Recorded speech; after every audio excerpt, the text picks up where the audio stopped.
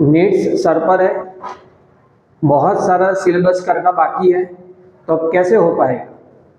तो स्टूडेंट्स, पूरा सिलेबस करने की ज़रूरत नहीं होती। केमिस्ट्री में अगर आपको 150 प्लस मार्क्स लाने हैं तो हर एक चैप्टर में कुछ टॉपिक है जो अगर कर लिए तो आपके अच्छे मार्क्स डैम श्योर आ ही जाएंगे, राइट? तो सर ऐसे कौन से टॉपिक है?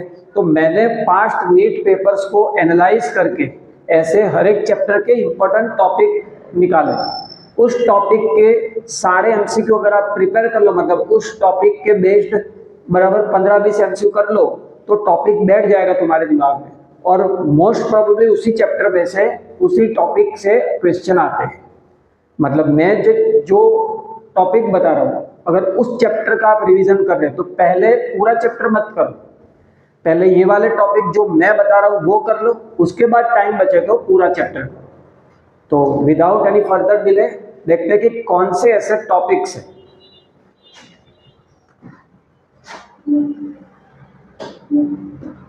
Let us start with chapter 1। Chapter 1 आपका है बेसिक प्रिंसिपल ऑफ केमिस्ट्री, तो उसमें स्टोइकियोमेट्री से क्वेश्चन आता ही है। स्टोइकियोमेट्री में लिमिटिंग रिएजेंट भी आ गया। फिर आता है नंबर ऑफ एटम और मोल, फिर वो एम्पेरिकल फार्मूला जिसमें मास परसेंटेज दिए और एम्पेरिकल फार्मूला एक मॉलिक्यूलर फार्मूला फाइंड करना। तीनों न्यूमेरिकल बेस्ड होते हैं, इसके अच्छे से क्वेश्चन कर लो, फार्मूला कर लो तो मार्क्स आ ही जाएंगे। हम अभी 11th का डिस्कस कर रहे हैं। 11th का चैप्टर 2 एटॉमिक स्ट्रक्चर। इसमें कितना बड़ा चैप्टर, पर मोस्टली क्वांटम नंबर से क्वेश्चन आता है। क्वांटम नंबर में फिर सब आ गया, n+l रूल तक, इलेक्ट्रॉनिक कॉन्फ़िगरेशन तक, क्वांटम नंबर से स्टार्ट करके इलेक्ट्रॉनिक कॉन्फ़िगरेशन, n+l रूल सब। फिर बोर्स थ्योरी से क्वेश्चन आता है, उसमें भी मोस्टली nth ऑर्बिटल में एनर्जी या तो nth ऑर्बिटल में रेडियस का क्वेश्चन आता है। फिर आता है चैप्टर 3। फ्रेंड, चैप्टर 3 का तो इंपॉर्टेंट क्वेश्चन का सारे इंपॉर्टेंट पीवाईक्यू कवर कर ऐसा वीडियो भी हमने बनाया है, तो मैं यहाँ आई बटन में वीडियो दे देता हूँ, तो पूरा देख लेना, तो इस चैप्टर के मार्क्स आपके आ ही जाएंगे।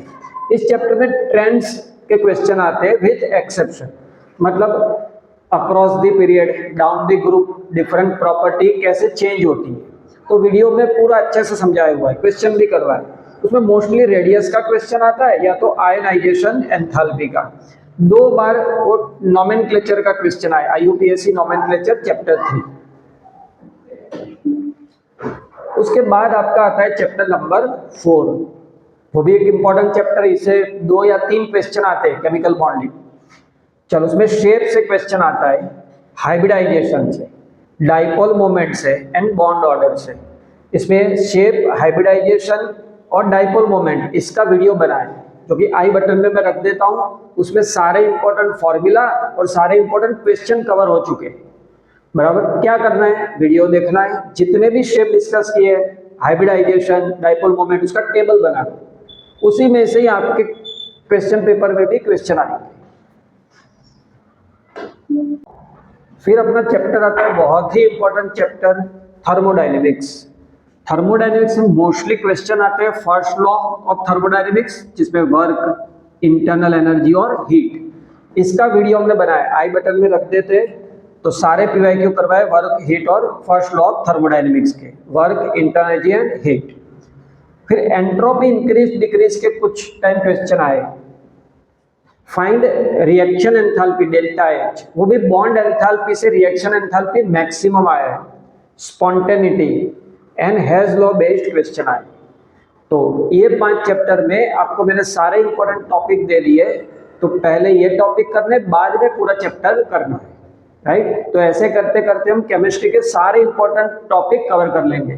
तो वीडियो आप देखिए, चैनल को सब्सक्राइब कीजिए, और जो और बच्चे नीट की प्रिपरेशन करें उनको फॉरवर्ड भी कीजिए वीडियो, ताकि उनको भी पता चले कि भी कौन सा इंपॉर्टेंट टॉपिक है।